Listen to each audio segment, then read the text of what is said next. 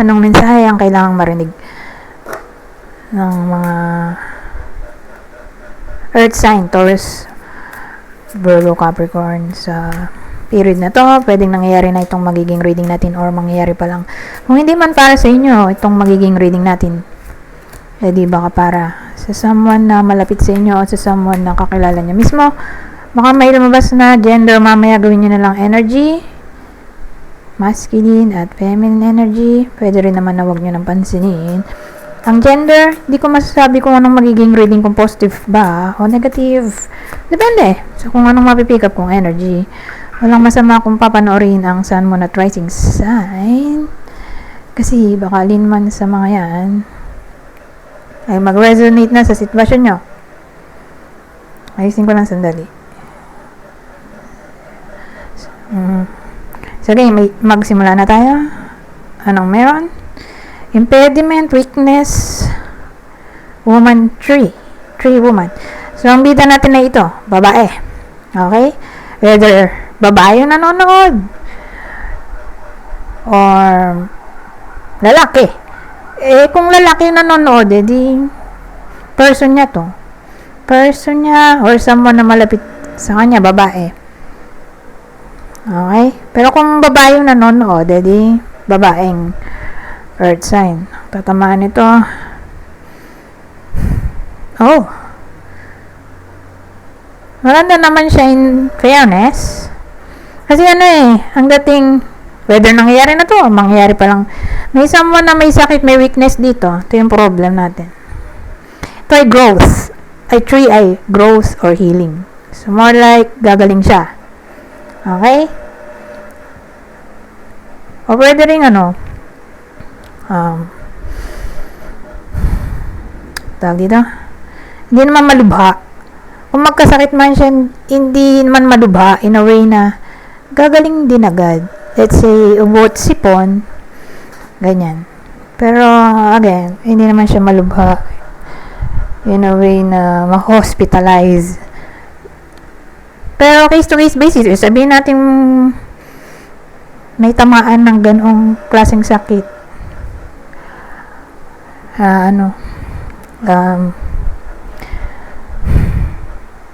Medyo complicated, like pneumonia, tuberculosis, or parang COVID-19, yung mga ganong eksena, etc.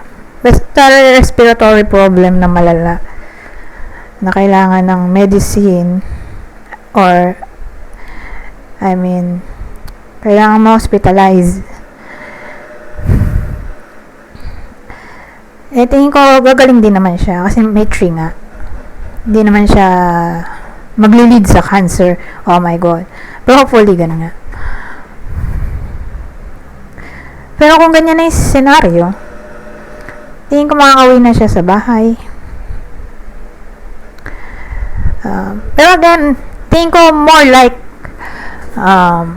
ubot-sipon lang yan. Okay? Mas dun tatama yung reading natin. Mga 80%. Ubot-sipon lang to.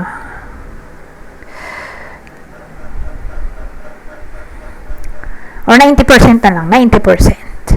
Mga 10% lang yung medyo komplikado. Yung negative. Positive. Kasi ganun ako Naglalagay ako ng positive, negative scenario. Kaya lang minsan hindi ko magawa na ng paraan. Kung negative talaga. Case to case basis. Pero tingnan natin kung may magagawa na kong senaryong positive.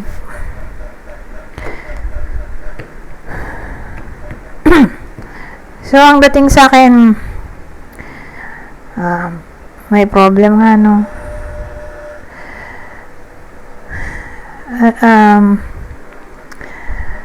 iniisip ko kung bukod sa weakness kasi ito bukod sa illness,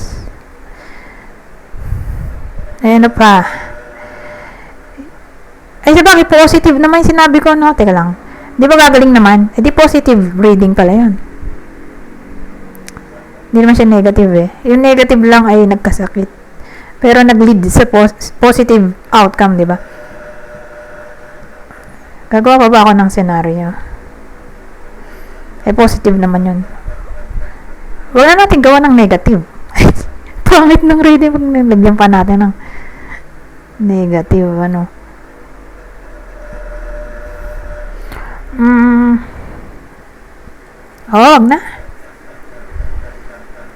Doon naman tayo sa positive. Medyo negative na nga yung part na nagkasakit di ba? Huwag na natin palalain. Ay, ang scenario. Oh my God.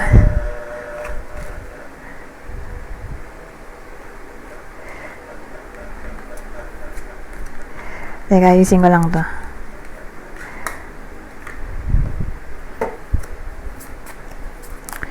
Ayoko na mag-isip pag medyo pangit yung spread. Dito tayo sa good news naman, di ba? Doon natin palawakin yung reading. May fright card dito, Mala death card, pero at least nasa una siya. Okay, so nandito siya. Pero, depende pa rin yan dito.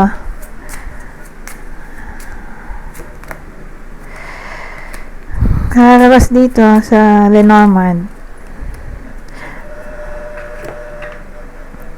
Ano kasi to? Lenormand at Sibylla. Wala muna tayong tarot cards. Meron palang tarot cards. Mamaya pa to. Eto lang. Kaya lang yung tarot cards natin magiging advice cards.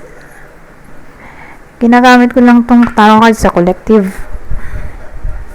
Sa ngayon wala muna tayong collective.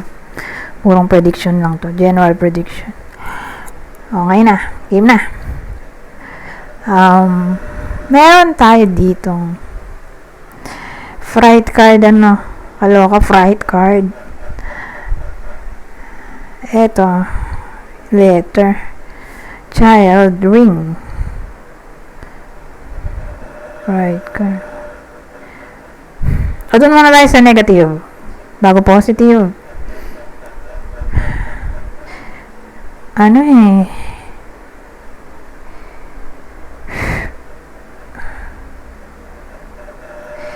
Kanina kasi may nagkasakit, more like anak yun. May child dito parang bad news to. Fright, pag nakita mo fright, isipin mo na agad bad news. Bad situation ito, letter, edi news. Ito, sabihin natin may kinalaman sa contract. So, anong klaseng contract yon? Edi kailangan magbayad ng bills, hospital bills. Kung idudugtong natin dun sa kaninang reading more like may magkakasakit, probably anak. Ma-hospitalize yung anak, or kung di man ganun sabihin natin magpapacheck up. So, gagastos pa rin sa medicine, mahal pa naman magkasakit. Diba? Mahal ang gamot. Kahit nga pa-check up. Diba yung doctor's fee? Magastos. Pero again, more like gagaling naman. Tingin ko. Kung baga anak ng babae. Kasi may woman tayo kanina Kung idudugtong natin yun.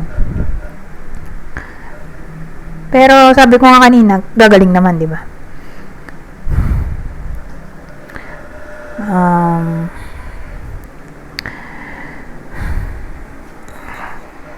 Ayun na lang yung negative. Nagkasakit yung anak. Pero at least gagaling pa rin. Ayun, positive.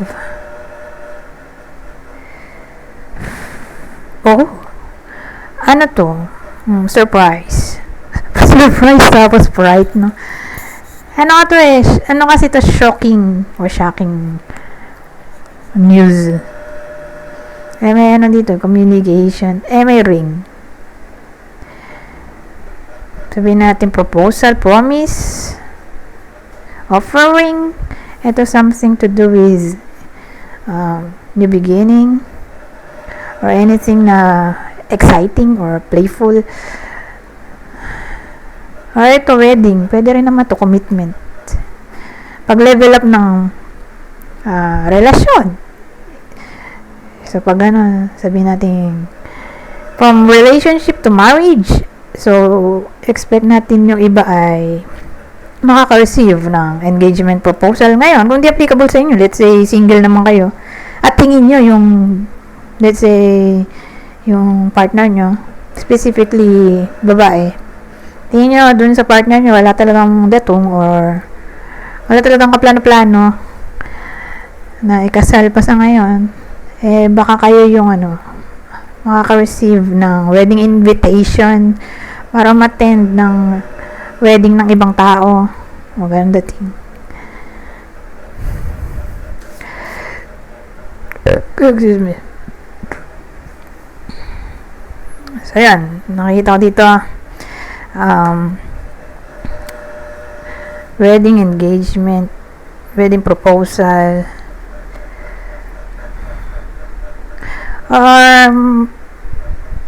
may bata baby shower or binyag, either mapag-uusapan o gaganapin na ngayon. Ngayon, kung hindi nga applicable sa inyo, wala naman kayong anak.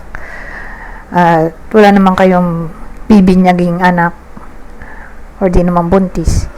Yun nga, baka may kakilala kayo na i-invite kayo umattend nung binyag, baby shower, anything na may kinalaman sa bata. Yung, ano ba yun? Gender revelation, mga ganong dating. So, binyag o birthday, di ba? Pwede rin dito.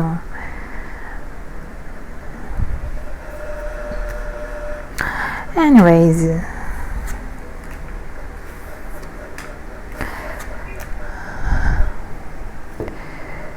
nagupit na ako ng kuko. Kung mapapansin nyo, biglang umikli. Kakagupit ko lang. Nabugnot na ako yung haba kasi. So, hahaba naman siya ulit.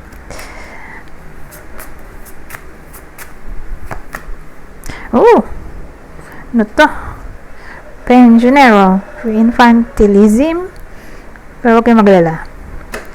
Meron pa tayong susunod na spread. Hopefully ay okay. Kasi medyo na-worry ako dito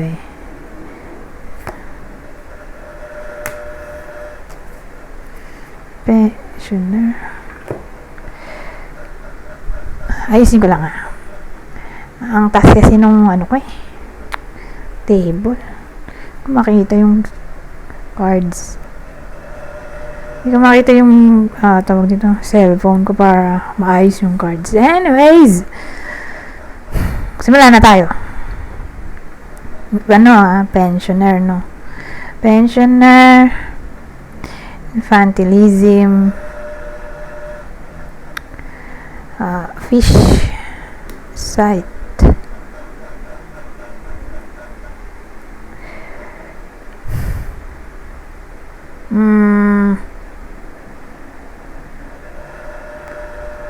anong meron? Ang dating kasi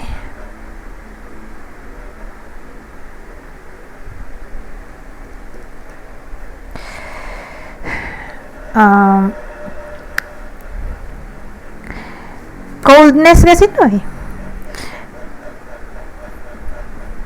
coldness in a way na good provider yung tao, more like babae yung tatamaan ng wedding.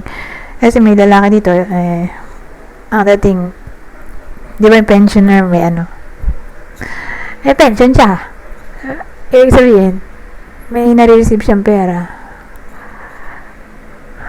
Ang dating kasi, let's say, yun nga, good provider yung lalaki pero unemotional.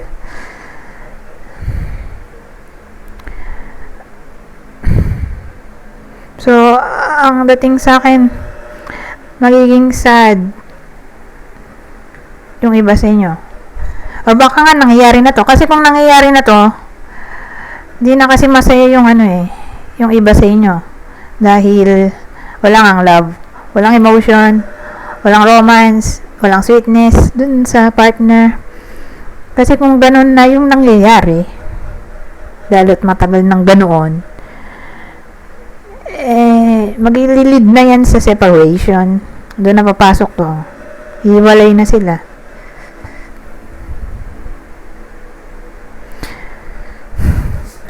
Di ko magawa ng positive na reading. Yun na yung sinasabi ko kanina. May times na kahit anong gawin ko, wala akong makitang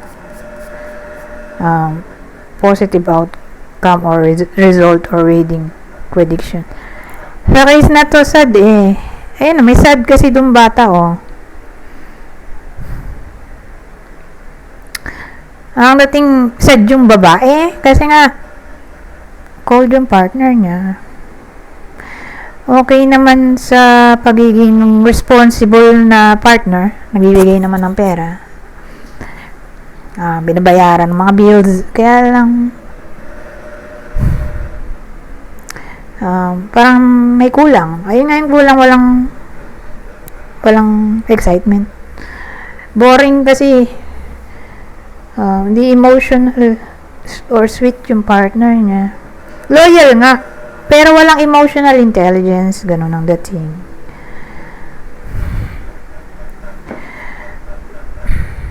Ngayon, sabi ko nga, mangyayari pa lang.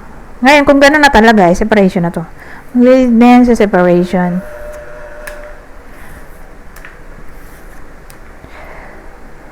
So, case-to-case basis.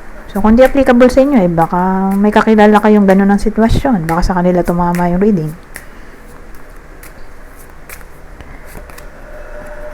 Or baka sa kanila literally tumama. Anyways, dito tayo sa susunod. Pero maganda siguro kung lagyan natin ng clue. No? Para hindi man lahat ng tumalsik. Hindi naman lahat ng earth sign ay magwo-worry. Di ba? Lagyan natin ng palatandaan. Ito yung possible partner ng Capricorn. Ano pala to? Earth sign, no? Taurus, Virgo, Capricorn. Ito yung possible partner ng earth sign sa reading na sinasabi kong may coldness sa sitwasyon or baka maghiwalay. Possible partner, Leo. Ano to? Justice. Libra. Isa sa water sign, Cancer, Scorpio, Pisces. Yun yung possible partner. Alagyan na rin natin ito para mas specific. Pero babasahin ko na lang, hindi ko na papaliwanag kasi madali mode tayo. So may someone na mahilig magkulay ng buhok, fun colored hair. Yung clue natin pwedeng tumama sa inyo, sa person nyo, or kakilala nyo. Kung tingin nyo ay sa kakilala nyo to tatama. Average build. Hindi masyadong mataba o payat. Sakto ang pangatawan. Ito, may someone na mahilig mag-makeup. Ito, malaki ang hinaharap. Ayan. Kaya busted chest.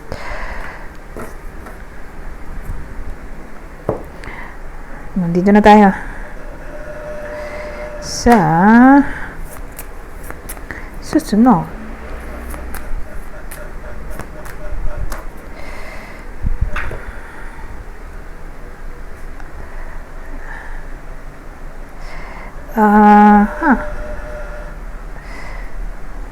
Meron tayo ditong press lang to. Presents. Gamblers. Bed.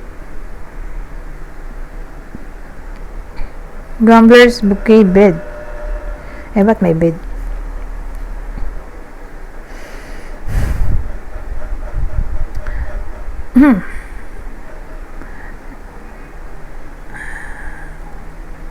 Ano nga ba ito? So, ang dating sa akin,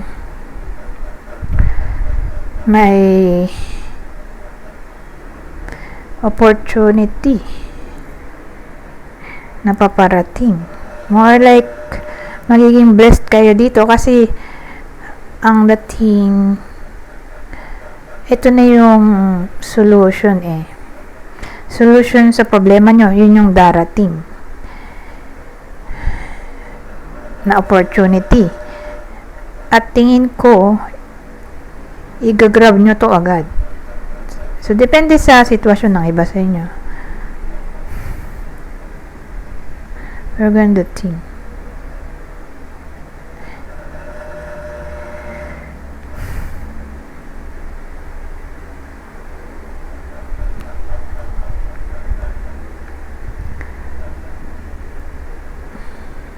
Ngayon, ibang senaryo.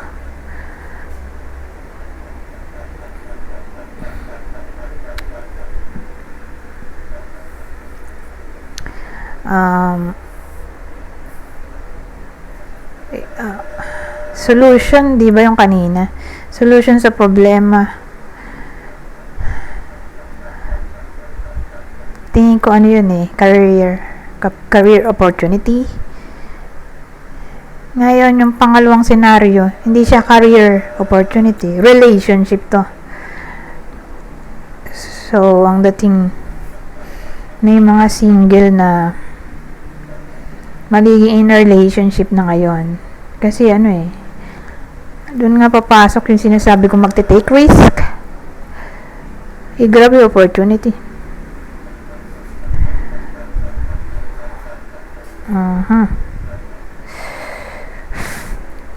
Ngayon,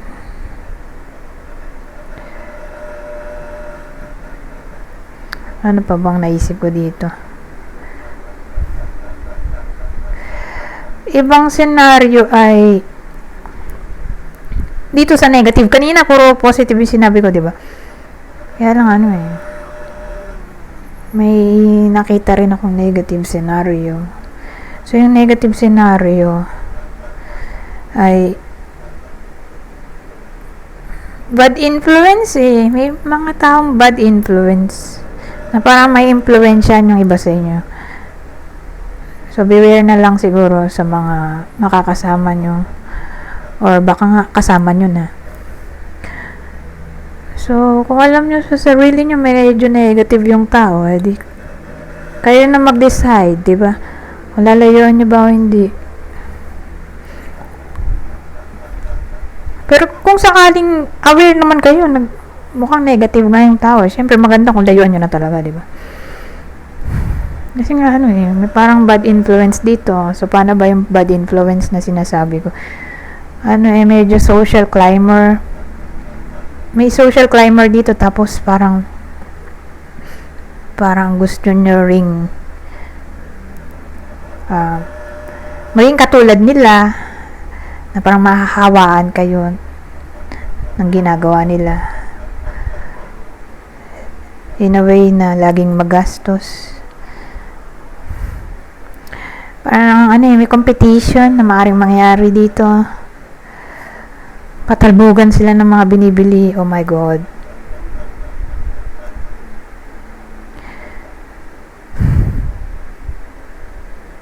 May naisip pa akong isa. Ano nga ba Kalimutan ko to.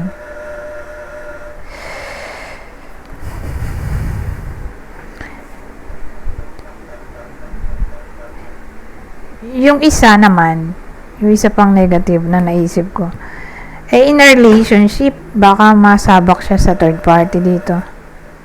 Baka may magkagusto sa kanya. Tapos, patusin niya. Pero kung in a relationship, ito yung possible partner ng earth sign. Sa reading na to, Aries ulit. Possible partner Aries or Taurus. Specifically Aries kasi umulit pero yung tatlong card to, umulit yung Aries Lagyan din natin nung nung clue kanina. Eto. So, sabi ko kanina, pwedeng tumama sa inyo tong clue, sa person nyo, or kakilala nyo. Kung tingin nyo sa kakilala nyo, tatama. Hispanic or Latino, ayan. Baka ganyan yung partner. O may dugong ganyan yung nanonood, who knows. Wavy hair. Maputi, light skin eh. Ito, wavy lang. Ito, naging kulot na talaga. Oh. Naging afro na. So, either wavy or coarse curly hair.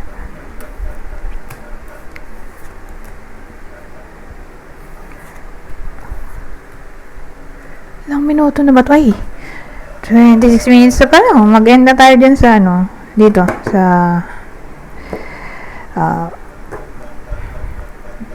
ito sa ginagamitan ko nito. Iba nang gagamitin ko. Ito na. Saka to. So, sa part na to, general prediction or advice. Yung makukuha natin dito sa period na to. Para isang explain na lang.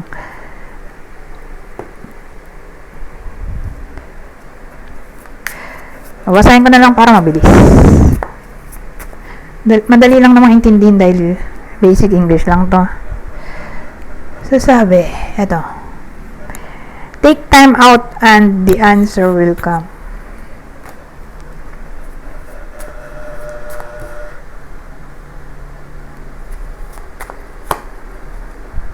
Oh, ito maganda. Open your heart and receive love from others. Oh, tatlo lang pero naging 4. Sabi dito, reach out to others with love and compassion. Ito. Be open to receive the healing and nurturing you need.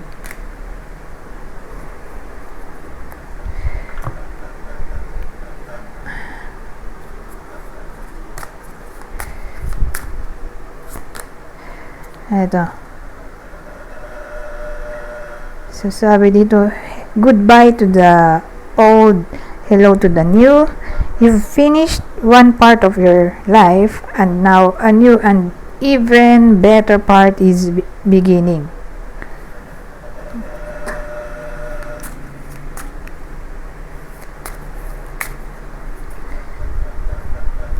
Ay, sakto, 3. 1, 2, 3.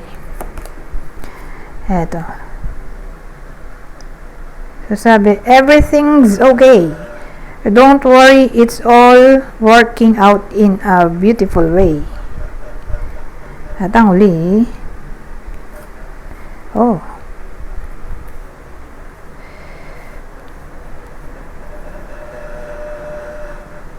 Niisip ko kung may ganito bang senaryo kanina. Wala naman. Sabi dito, walk away. Leave the unhealthy situation and enjoy the new doors that open as a result. Anyways, hanggang dito na lang. Goodbye for now.